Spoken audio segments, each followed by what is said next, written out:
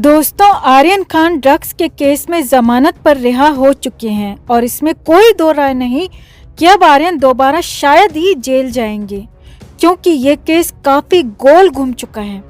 पैसे और पावर के दम पर आर्यन को जेल से छुड़ा लिया गया है, मगर आर्यन खान के चक्कर में क्रिकेटर हार्दिक पांड्या बुरी तरह फंसते नजर आ रहे हैं। हार्दिक पांड्या पर जो आरोप लगे हैं वो काफी संगीन है और कानून की नजर में हार्दिक पर क्राइम चार्जेस भी बनते हुए साफ दिख रहे हैं। सिर्फ हार्दिक ही नहीं, बल्कि हार्दिक के साथ एक और क्रिकेटर और दो हाई प्रोफाइल नाम भी इन आरोपों की जद में हैं। और सबसे बड़ी बात यह है कि ये आरोप हार्दिक के क्रिकेट करियर के लिए बिल्कुल भी अच्छे सिग्नल नहीं है। तो हार्दिक पांड्या पर आखिर किसने लगाया आरोप और क्यों ये आरोप इतने संगीन बताए जा रहे हैं? क्या ये आरोप हार्दिक का पूरा करियर डुबो सकते हैं? आपको बताते हैं सब। आप भी वीडियो को लाइक और शेयर कर अपना प्यार और सपोर्ट दिखाएं और कमेंट में अपनी बात अपनी राय जरूर रखें। तो वैसे तो हार्दिक पांड्या कई बार कंट्रोवर्सी में रहे हैं, कई बार अपनी गर्लफ्रेंड्स को लेकर, तो फिर कभी कॉफी विद करण में बेतुकी जुबान बोलकर। महिलाओं का अपमान भी हार्दिक पांड्या लाइव शो में कर चुके हैं। अपनी शादी और बच्चे को लेकर भी हार्दिक पर कई तरह के सवाल उठे। इसके अलावा साल 2018 से लगातार हार्दिक का क्रिकेट करियर भी डगमगाता ही दिख रहा है। अब इन सब के बीच जो आरोप हार्दिक पांड्या पर अब लग रहे हैं वो अब तक के सबसे घिनौने और गंदे आरोप बताए जा रहे हैं। दरअसल आर्यन खान के केस में रियाज भाटी का नाम भी सामने आया, जो कि संदिग्ध गैंगस्टर और दाऊद इब्राहिम का कथित गुर्गा बताया जाता है। उसी रियाज भाटी की पत्नी रहनुमा भाटी ने आरोप लगाया कि रियाज भाटी ने उसे अपने कारोबारी सहयोगियों और अन्य हाई प्रोफाइल लोगों के साथ जबरन संबंध बनाने पर मजबूर किया। मुंबई पुलिस के समक्ष दायर अर्जी में रहनुमा भाटी ने जिन लोगों पर घिनौने काम करने का आरोप लगाया है, उनमें क्रिकेटर हार्दिक पांड्या और क्रिकेटर मुनाफ पटेल के साथ ही कांग्रेस नेता राजीव शुक्ला और किसी पृथ्वीराज कोठारी का नाम भी शामिल है। रियाज भाटी की पत्नी ने 24 सितंबर 2021 को अपनी शिकायत दर्ज कराई थी, जिसे न्यूज़पेपर द प्रिंट ने एक्सेस किया है। इस शिकायत में हार्दिक पांड्या, मुनाफ पटेल, राजेश शुक्ला और पृथ्वीराज कोठारी के नाम शामिल हैं। हालांकि शिकायत में नाम के साथ अन्य कोई पता या फिर कोई जानकारी नहीं दी गई है, मगर शिकायत में हार्दिक पांड्या और मुनाफ पटेल की पहचान क्रिकेटर के तौर पर बताई गई है। वहीं राजीव शुक्ला की पहचान बीसीसीआई के पूर्व अध्यक्ष के तौर पर बताई गई है। पीड़ित रहनुमा भाटी की माने तो पुलिस के पास वो कई बार एफआईआर दर्ज कराने की कोशिश कर चुकी है, मगर पुलिस ने अभी तक ऐसा नहीं किया। रहनुमा ने सितंबर में अर्जी दी थी, लेकिन अब नवंबर भी आधा बीतने को है, मगर उनकी एफआईआर को अभी तक दर्ज नहीं किया गया। रहनुमा भाटी का कहना है कि हार्दिक पांड्या, मुनाफ पटेल, राजेश शुक्ला ने उनके साथ बहुत गंदा और घिनौना सलूक किया, बहुत कुछ ऐसा किया जो कि शब्दों में बताया भी नहीं जा सकता। अब द प्रिंट का दावा है कि मुंबई के सेंटा क्रूज पुलिस स्टेशन, जहां पर यह अर्जी दी गई है, वहां के एक पुलिस अधिकारी ने नाम न छापने की शर्त पर कहा कि हाँ, हमें ऐसी शिकायत मिली है जिसमें हार्दिक पांड्या समेत 4 हाई प्रोफाइल लोगों के नाम शामिल हैं। हम अभी और ज्यादा ब्यौरे का खुलासा नहीं कर सकते क्योंकि अभी जांच चल रही है।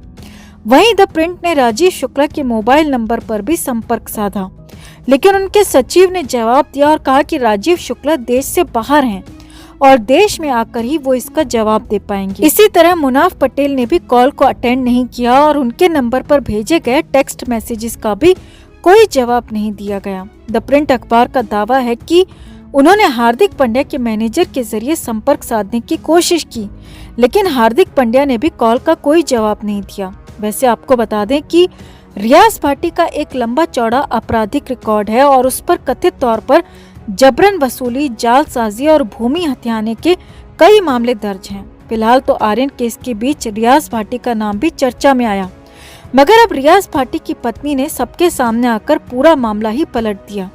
रियाज भाटी की पत्नी के सनसनीखेज खुलासे के बाद क्रिकेट जगत में हंगामा मच गया है और अब बॉलीवुड में भी हंगामा मचना तय है, क्योंकि खबर है कि रियाज भाटी की पत्नी कई अन्य सेलिब्रिटीज के नाम भी उगल सकती है जिन्होंने उनके साथ बदसलूकी की। तो फिलहाल तो क्रिकेट जगत के लिए ये खबर बिल्कुल भी अच्छी नहीं है, क्योंकि भारत में क्रिकेट को पूजा जाता है।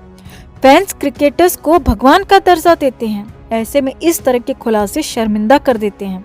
हार्दिक पांड्या का करियर तो वैसे ही हिचकोले खा रहा है और अगर ये सब कुछ सच निकलता है तो हार्दिक पांड्या के लिए बहुत मुश्किलें खड़ी हो जाएंगी। तो आपका रियाज भाटी की पत्नी के आरोपों पर क्या कहना है?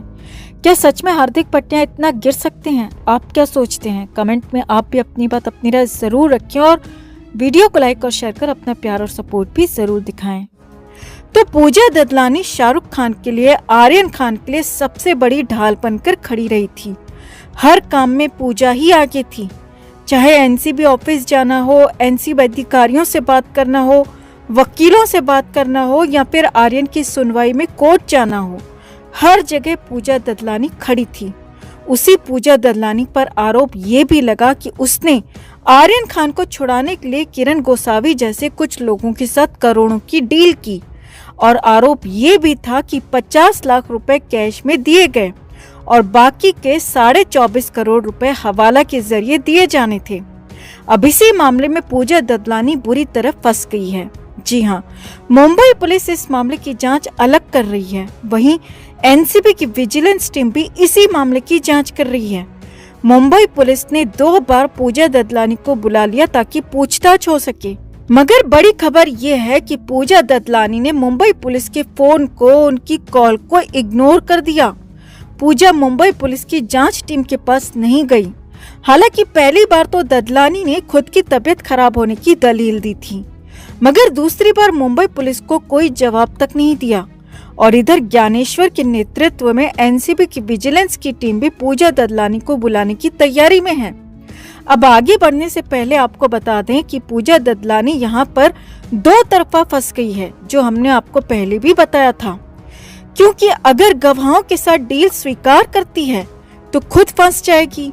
गवाहों को खरीदने के मामले में जेल जाना पड़ सकता है और अगर गवाहों को क्लीन चिट देती है, डील को खारिज करती है, तो फिर आर्यन खान उस कंडीशन में बुरी तरह फंस जाएगा। अब ऐसे हालात में खुद पूजा ददलानी की तबीयत बिगड़ गई है। जी हाँ, मुंबई से बड़ी खबर आपको बता रहे हैं। ददलानी पिछले 3 दिन से अपने घर नहीं गई है।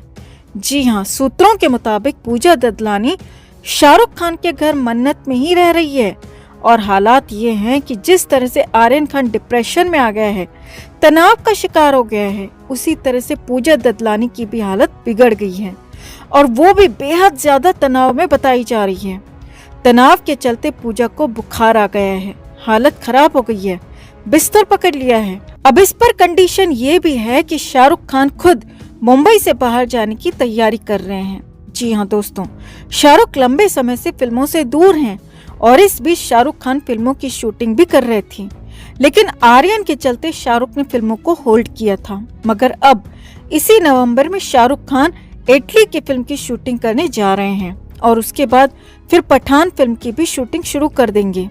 शाहरुख खान पूजा ददलानी को यहीं मुंबई में छोड़कर असिस्टेंट के साथ दुबई जा सकते हैं, जिससे पूजा की मुश्किलें और कई गुना ज्यादा बढ़ सकती हैं।